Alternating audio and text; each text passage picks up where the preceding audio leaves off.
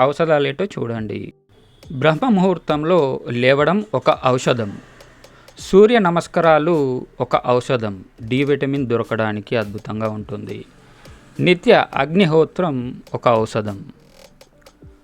ప్రాణాయామం ఒక ఔషధం. ధ్యానం ఒక ఔషధం. ఉదయం సాయంత్రం నడక అనేది ఒక ఔషధం.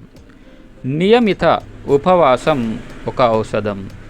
ఇంట్లో అందరూ కలిసి ఆహ్లాదంగా భోజనం చేయడం ఔషధం.